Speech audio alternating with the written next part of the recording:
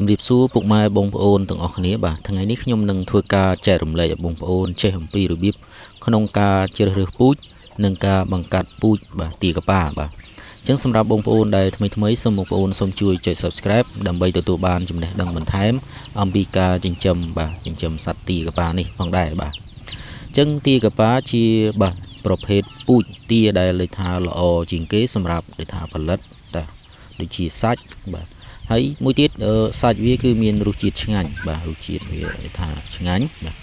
ហើយទាកប៉ាអាចដូចថាវាមានទម្ងន់ធ្ងន់គួរសមចន្លោះពី3ទៅ5គីឡូបាទឬក៏អាចលើសពីនឹងបាទហើយទាកប៉ាជាប្រភេទបាទទាបាទផលិតបាទដូចថាវាជា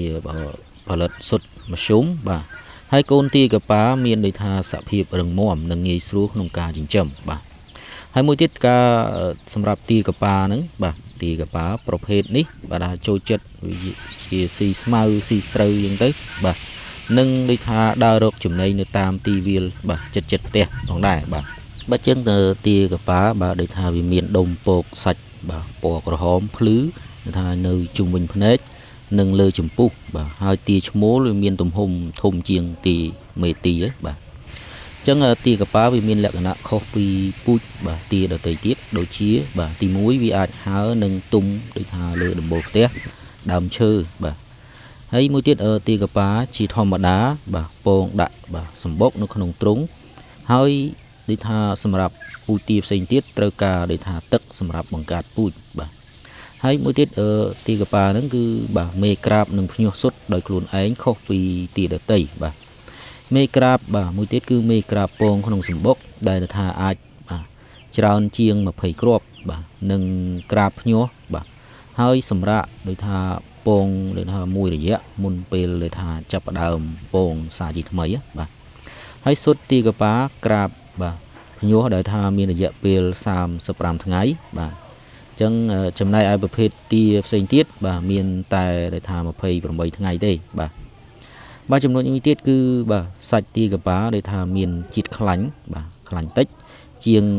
ប្រភេទទាដទៃផ្សេងទៀតបាទអញ្ចឹងបងប្អូនគួរតែយល់ដឹងបាទអំពីថាលក្ខណៈបាទខុសគ្នាអំពីថាពូជទាដទៃបាទជា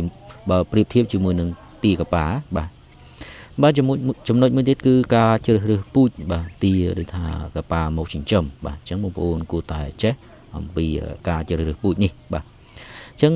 បងប្អូនត្រូវតែជ្រើសរើសបាទទាកប៉ាបាទសម្រាប់ទុកធ្វើពូជនៅពេលដែលថាមានអាយុចាប់ពីបាទ6ទៅ7សប្តាហ៍បាទចំណែកទាកប៉ាដែលថាមានលក្ខណៈមិនសូវល្អបាទមិនន័យថាបងប្អូនមិនគួរទុកធ្វើពូជទេបាទសម្រាប់ការជ្រើសរើសនេះបាទបងប្អូនគួរតែយល់ដឹងបាទដូចខាងក្រោមបាទអញ្ចឹងកត្តាសំខាន់នៃការជ្រើសរើសបាទពូជទាកប៉ាគឺទី1បងប្អូនសង្កេតទៅមើលទៅថាវាថាមានមាឌនិងថាទំហំដងខ្លួនធំបាទចំណុចមួយទៀតគឺថាវាមានចលនារឹងប៉ឹងស្វាហាប់បាទមានរោមល្អបាទភ្លឺរលោងបាទចូលចិត្តស៊ីចំណីនិងផឹកទឹកបាទហើយមួយទៀតគឺតកតងទៅនឹងការផលិតសុទ្ធបានច្រើនបាទអញ្ចឹងបងប្អូនគួរតែទុកធ្វើគូពូជណាបាទទាកប៉ាឈ្មោលពេញវ័យជាធម្មតាដែលថាវាមានទំហំបាទធំជាងមេ2ដងបាទហើយទម្ងន់គឺដូចថាវាមានទម្ងន់ចាប់ពី4គីឡូរហូតទៅដល់6គីឡូកន្លះអញ្ចឹងទៅឬក៏លើសហ្នឹងណាបាទសម្រាប់បាទថាមេទាកប៉ាហ្នឹងវាមានបាទទម្ងន់ចន្លោះពី2គីឡូ3ទៅដល់3គីឡូមួយខាំឬក៏លើសហ្នឹងតិចតួចបាទតែអាចមានដែលថាទម្ងន់ទៅដល់ថា4គីឡូឬក៏5គីឡូអញ្ចឹងទៅបាទអាស្រ័យទៅលើប្រភេទទាបាទចំណុចមួយទៀតបងប្អូនគួរតែរៀបចំបាទដែលថារបៀបជ្រើសរើសបាទពូជទាកប៉ាដែលថាយកមកចិញ្ចឹមបាទអញ្ចឹងបងប្អូនគួរតែជ្រើសរើសពូជទាកប៉ាបាទសម្រាប់យកមកចិញ្ចឹមបាទចេញពីកន្លែងឬក៏កសិដ្ឋានដែលបានន័យថាបងប្អូនបាទដែលថាដឹងនិងស្គាល់បាទពីប្រភពបាទច្បាស់លាស់បាទសម្រាប់ទាកប៉ាហ្នឹងគឺថាវាមានលក្ខណៈបាទល្អបាទមួយចំនួនដូចជាទាកប៉ាដែលថាมันមានជំងឺឬក៏មិនធ្លាប់ឆ្លងបាទកើតជំងឺឆ្លងបាទចំណុចមួយទៀតគឺបាទជើងទ្រង់ទ្រាយល្អបាទដែលមានថាមានចលនានិងស្វាហាប់បាទដូចជាមានម្រាមស្លាបខ្នងបាទក្បាលគឺថាវាមាន លក្ខណៈល្អប្រសើរបាទហើយដូចជាភ្នែកបាទភ្នែករបស់វាគឺបាទភ្លឺថ្លាបាទហើយសម្រាប់ឲ្យថាសុទ្ធបាទសុទ្ធដូចជាមេពូជល្អជាទៅគឺបង្កើតដូចជាបានពូជល្អដូចគ្នាអញ្ចឹងបាទហើយក្នុងការជ្រើសរើសពូជដូចជាក្នុងមួយសម្បុកហ្នឹងបងប្អូនគួរតែទុកបាទ2ឬក៏3ក្បាលអញ្ចឹងទៅបាទដូចថាបងប្អូនសង្កេតមើលថាមួយណាដែលថាមានសុខភាពល្អបងប្អូនគួរតែទុកបាទក៏ដូចជាទំហំវាបាទថាលូតលាស់លឿនបាទបងប្អូនទុកធ្វើពូជណាបាទហើយក្នុងការបន្តពូជឬក៏បង្កាត់ពូជទីកប៉ាហ្នឹងបាទចឹងពូជបាទទីកប៉ាចាប់ផ្ដើមផលិតកម្មល្អជាងគេបាទសម្រាប់ថាវាអាយុចាប់ពី7ទៅដល់8ខែបាទ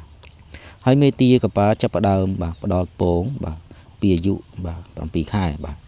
ហើយអត្រាដូចជាសមាមាត្របាទរវាងមេនិងបាសម្រាប់ធ្វើការបង្កាត់បាទបើចឹងដើម្បីឲ្យថាការបង្កាត់ដូចជាបង្កកំណើតកូនក្នុងសុទ្ធបាទទីកប៉ាបានល្អបាទ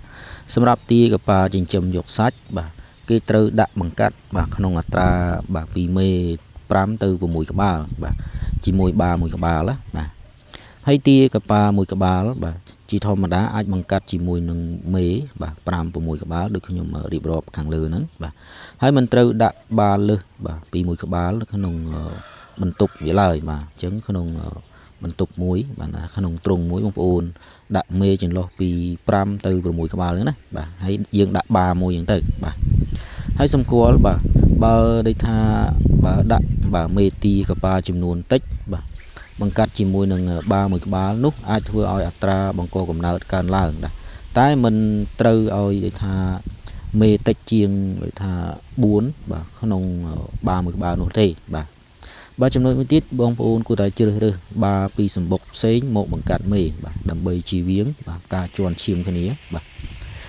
ហើយមួយទៀតការបង្កាត់ពូជទីកប៉ាបាទទីកប៉ាហ្នឹងជាមួយពូជបាទទីផ្សេងទៀតអញ្ចឹងបងប្អូនគួរតែធ្វើយ៉ាងម៉េចបាទក្នុងការបង្កាត់ពូជក្នុងគោលបំណងដូចជាបញ្ជូននៅលក្ខណៈល្អនៃពូជពីរផ្សេងគ្នាបាទផ្សេងគ្នាបាទហើយពូជទីកប៉ាអាចបង្កាត់បាទដាក់បង្កាត់ជាមួយនឹងពូជទីផ្សេងទៀតបានបាទតែទទួលបានកូនមិនអាចដូចថាបន្តពូជបាទបានដូចជាខ្ទើយយ៉ាងណាបាទអញ្ចឹងសត្វក៏មានខ្ទើយដូចមនុស្សយើងដែរអញ្ចឹងបាទហើយកូនទាបាទកូនទាឈ្មោលមិនអាចបន្តពូជបាទមិនដែលថាមិនអាចធ្វើបាបាទចំណែកឲ្យកូនទាញីបាទអាចផលិតពងបានតែបើថាពងមិនថាបង្កកំណើតបាទថាមិនញាស់បាទហើយកូនបាទកូនទាពូជបាទកូនកាត់នេះគឺលូតលាស់ធំធាត់លឿនបាទនិងបាទចិញ្ចឹមជាពិសេសសម្រាប់ដូចថាបំពន់ជាសាច់លក់បន្ថែមទៀតណាបាទអញ្ចឹងបងប្អូនគួរតែធ្វើការថាបង្កាត់ជាមួយនឹងពូជដទៃទៀតបាទចឹងក្នុងវីដេអូនេះគឺមានសារៈសំខាន់ណាស់សម្រាប់បងប្អូនដែលមានគោលបំណងចង់បង្កើតថាមុខរបរផ្សេងទៀតបាទក្រៅពីការចិញ្ចឹមមាន់ឬក៏ចិញ្ចឹមជ្រូកបងប្អូនអាចបាទបង្កើតនៅថាការចិញ្ចឹមទីកប៉ាមួយទៀតពីព្រោះវាជាមុខរបរមួយយើងថាជាចំណូលមួយផ្នែកបាទមួយផ្នែកបាទអញ្ចឹងបងប្អូនគួរតែធ្វើវាដើម្បីថាបង្កើតនៅចំណូលបន្ថែមបាទហើយមុននឹងធ្វើការចិញ្ចឹមវាបងប្អូនទាមទារបងប្អូនយល់ដឹងអំពីរបៀបក្នុងការចិញ្ចឹមបាទអញ្ចឹងខ្ញុំតែងតែប្រាប់ក៏ដូចជាបង្កើតនៅវីដេអូបាទថ្មីដើម្បីឲ្យបងប្អូនយល់ដឹងទាំងអស់គ្នាអំពីការចិញ្ចឹមសត្វទីកប៉ានេះបាទហើយក្នុងវីដេអូក្រោយៗខ្ញុំនឹងធ្វើការចែករំលែកបងប្អូនបាទយល់ដឹងអំពីការគ្រប់គ្រងបាទគ្រប់គ្រងដូចជាការភ្ញាស់សុទ្ធនិងថែរក្សាបាទកូនទីកប៉ាណាបាទអញ្ចឹងសម្រាប់បងប្អូនដែលមិនទាន់បានចុច Subscribe សូមបងប្អូនសូមជួយចុច Subscribe ដើម្បីទទួលបានចំណេះដឹងបន្ថែមអំពីការចិញ្ចឹមសត្វទីកប៉ានេះផងដែរបាទហើយសម្រាប់បងប្អូនដែលថាមានចម្ងល់អីបងប្អូនអាចបាទសាកសួរនៅក្នុងវីដេអូនេះទៅខ្ញុំនឹងទៅថាទៅនេះខ្ញុំនឹងឆែកទៅឃើញខ្ញុំនឹងធ្វើការឆ្លើយតបបាទទៅកាន់បងប្អូនបាទសម្រាប់វីដេអូនេះខ្ញុំមានតែប៉ុណ្ណេះទេដើម្បីធ្វើការចែករំលែកបងប្អូនបាទយល់ដឹងក៏ដូចជាចេះទាំងអស់គ្នាអំពីរបៀបក្នុងការចិញ្ចឹមទីកប៉ានេះផងដែរបាទហើយជាចុងក្រោយជូនពរបងប្អូនទាំងអស់គ្នាបាទទទួលបានសុខភាពល្អបាទប្រកបមុខរបរអ្វីទទួលបានជោគជ័យបាទជាពិសេសបងប្អូននៅតាមបន្ទាត់ព្រំដែននិងបងប្អូន វិរៈកងទ័ពជួរមុខសូមជូនពរបងប្អូននៅថាមានសុខភាពល្អនិងជ័យជំនះគ្រប់ភារកិច្ចទាំងអស់បាទអរគុណច្រើនជម្រាបលាបាទ